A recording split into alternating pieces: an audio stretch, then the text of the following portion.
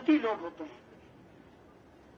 तो हमने कहा ये आरक्षण, बोला जातिवाद बहुत खराब है। हम बोले इसी जातिवाद से तो आजादी चाहते हैं जिससे बोला इसमें तो कोई गलत नहीं है, इसमें तो कोई देशद्रोह नहीं है। हम बोले आप ये बताइए कि सिस्टम में सबसे ज्यादा पावर किसको है? बोला हमारे डंडे को। हमने कहा बिल्कुल सही बात, क्या आप ये डंडा अपनी इच्छा से चला सकते हैं? बोला नहीं। तो हम बोले सारा पावर किसके पास चला गया? बोला जो फर्जी ट्वीट पे स्टेटमेंट दे रहा है।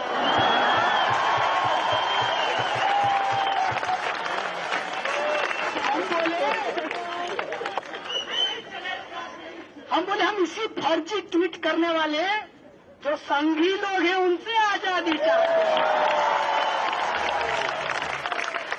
सच कहें दोस्त, अब ऐसा लगता है कि हम और तुम एक साथ खड़े हैं।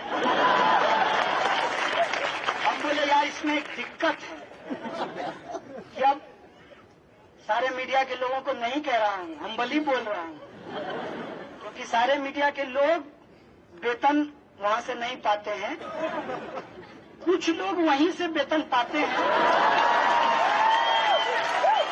और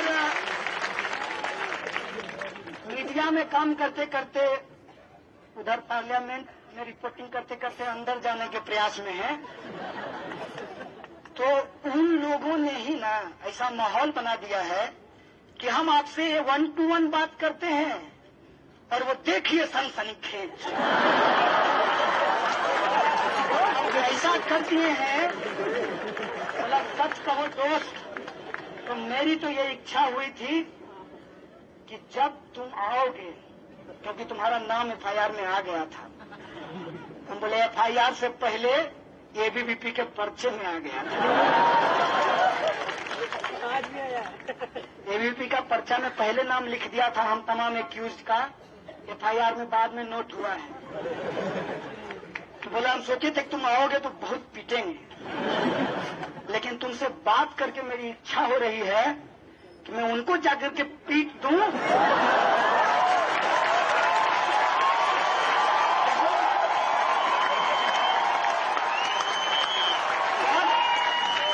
बहुत गंभीर बात कहा है उसने, और मैं इस पे ध्यान दिलाना चाहता हूं मीडिया के माध्यम से पूरे मुल्क के लोगों को। सिपाही ने जो मेरी तरह एक आम परिवार का लड़का है, जो मेरी तरह पीएचडी वो भी करना चाहता था, लेकिन उसको जेएनयू नहीं मिला, जो मेरी तरह इस देश की व्यवस्था को समझकर लड़ाई को लड़ना चाहता था, साक्षर और शिक्षित का फर्क समझना चाहता था, आज पुलिस की नौकरी कर रहा है।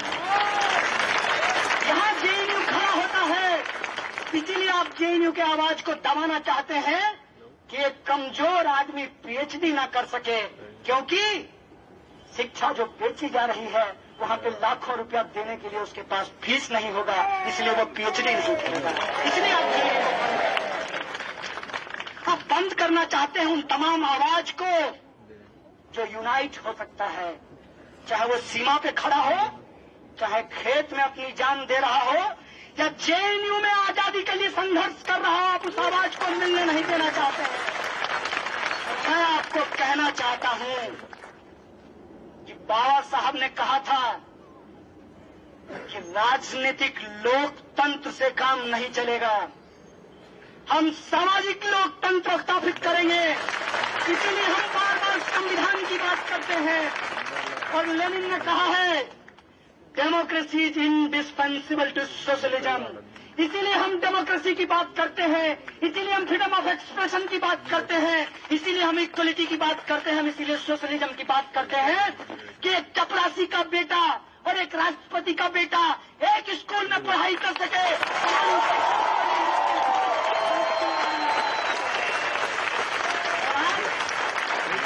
आवाज को दबाना चाहिए, लेकिन क्या इत्तेफाक है, विज्ञान में कहा गया है कि आप जितना दबाओगे उतना ज्यादा प्रेशर होगा,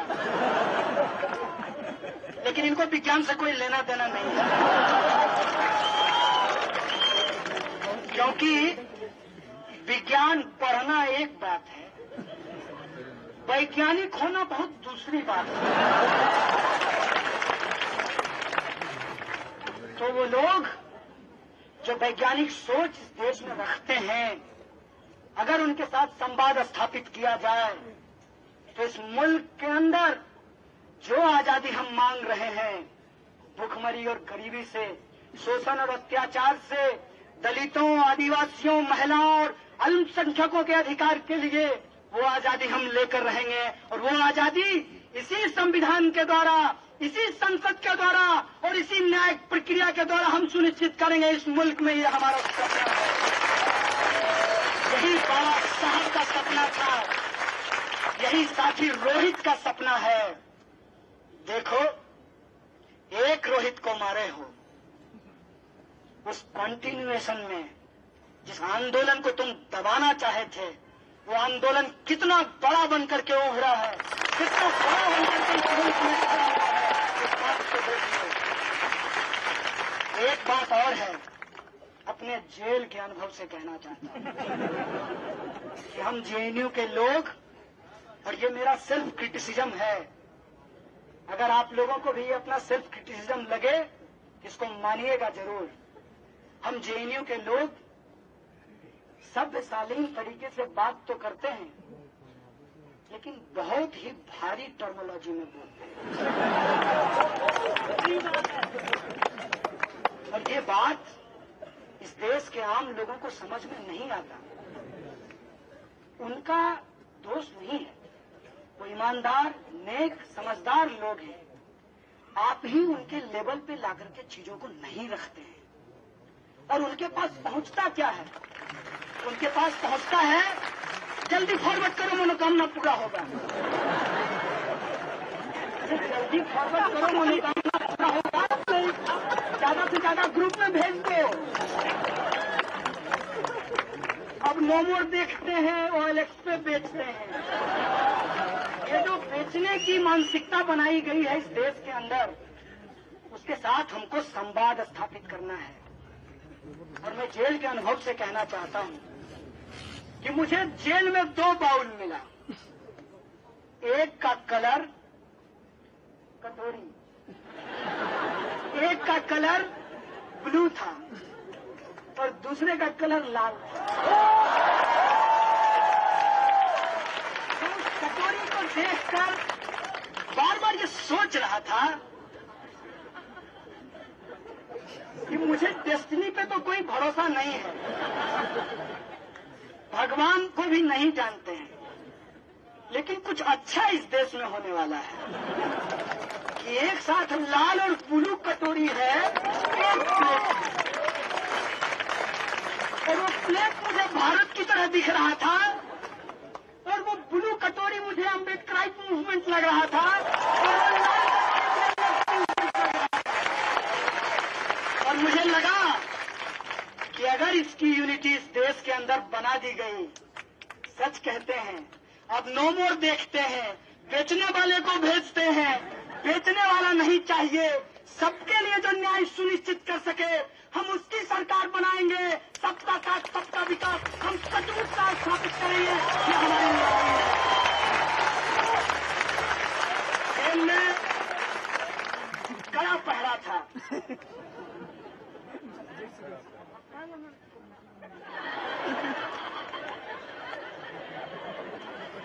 लाए हैं आपके लिए, चना लेकर आए हैं। और एक कहावत है, जब तक जेल में चना रहेगा आना जाना लगा रहेगा। हालांकि बहुत देर हो गया है जेएनयू के लिए, बहुत दिनों के बाद जेएनयू के स्टूडेंट को जेल भेजा गया है, काफी लंबे समय के बाद। क्योंकि काफी लंबे समय के बाद एक मजेदार बात बता देता हूं, जो उससे जुड़ा हुआ है। आज माननीय प्रधानमंत्री जी का आदरणीय बोलना पड़ेगा ना,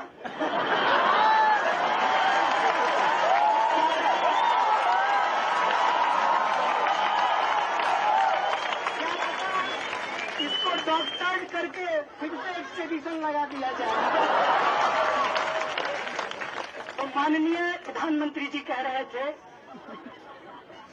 स्टालिन और खुर्शेव की बात कर रहे थे। मेरी इच्छा हुई कि मैं टीवी में घुस जाऊं और उनका सूट पकड़ कर कहूं, मोदी जी थोड़ी हिटलर की भी बात कर दी।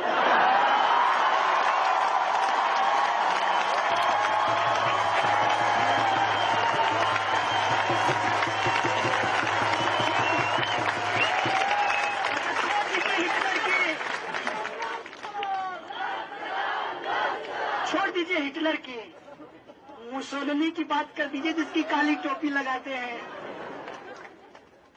जिससे आपके गुरुजी गोलवलकर साहब मिलने गए थे और भारतीयता की परिभाषा जर्मन से सीखने का उपदेश दिया था। तो हिटलर की बात, ख्रुश्चेव की बात, प्रधानमंत्री जी की बात, उसी वक्त योजना की बात हो रही थी। 100 बार हम सूरज को चंद्रमा चंद्रमा कहेंगे तो वो चंद्रमा हो जाएगा, वो सूरज ही रहेगा। 1000 बार कह लीजिए। आप झूठ को ही झूठ बना सकते हैं, आप सच को झूठ नहीं बना सकते। और यह जो आपकी साजिश है, इनका ध्यानाकर्षण प्रस्ताव जैसे लोकसभा में ये लाते हैं, बाहर में, लोकसभा के बाहर देश में ध्यान भटकाओ प्रस्ताव इनका चलता है। जनता के जो वाजिब सवाल हैं, उनसे लोगों को भटका दिया जाए, लोगों को फंसा दिया जाए, जिसमें नया नया एजेंडा है। इधर ऑक्यूपाई यूजीसी चल रहा था, साथी रोहित की हत्या हो गई। साथी रोहित के लिए आवाज उठाया, देखते देखते देखिए देश का सबसे बड़ा देशद्रोह, राष्ट्रद्रोहियों का अड्डा, ये चला दिया। ज्यादा दिन चलेगा नहीं तो इनकी अगली तैयारी है, राम मंदिर बनाएंगे। आज की बात बताता हूँ, आज एक सिपाही से बात हुई है निकलने से पहले। कहा धर्म मानते हो? हमने कहा धर्म जानते ही नहीं, पहले जान ले फिर मानेंगे। बोला किसी परिवार में तो पैदा हुए होंगे। हमने कहा इत्तेफाक से हिंदू परिवार में पैदा हुए। तो कहा कि कुछ है जानकारी? हमने कहा मेरी जितनी जानकारी है उसके हिसाब से भगवान ने ब्रह्मांड को रचा है और कण-कण में भगवान है। आप क्या कहते हैं? हमने कहा, उसने कहा बिल्कुल सही बात है। तो हम बोले कुछ लोग जो है भगवान के लिए कुछ रचना चाहते हैं, इस पे आपकी क्या राय है? महापूर्वक आइडिया है। कांच की हारी कितना बार चढ़ाओगे भाई? 80 से 180 एक बार बना लिए थे, बेड़ा पार लगा दिए थे, मुख में राम बगल में छुरी। अब की नहीं चलेगा, अब की थोड़ी दूरी बदल गई है, लेकिन इनकी कोशिश है कि चीजों को भटकाया जाए ताकि इस देश के अंदर जो वाजिब सवाल है उस पर विमर्श न खड़ा हो। आज आप यहां खड़े हैं, आप यहां बैठे हुए हैं, आपको लगता है कि आपके ऊपर एक हमला हुआ है। सचमुच ये बड़ा हमला है, लेकिन ये हमला मेरे दोस्त आज नहीं हुआ है। मैं आपको याद दिलाना चाहता हूं कि आरएसएस के मुखपत्र ऑर्गेनाइजर में बकायदा एक कवर स्टोरी किया गया था जेएनयू के ऊपर। स्वामी जी का बयान आया था जेएनयू को लेकर के, और मुझे डेमोक्रेसी में पूरा भरोसा है। अगर एबीपी के मेरे दोस्त सुन रहे हैं तो मेरा सादर अनुरोध है उनसे, एक बार स्वामी जी को ले आइए, आमने सामने विमर्श कर लेते हैं।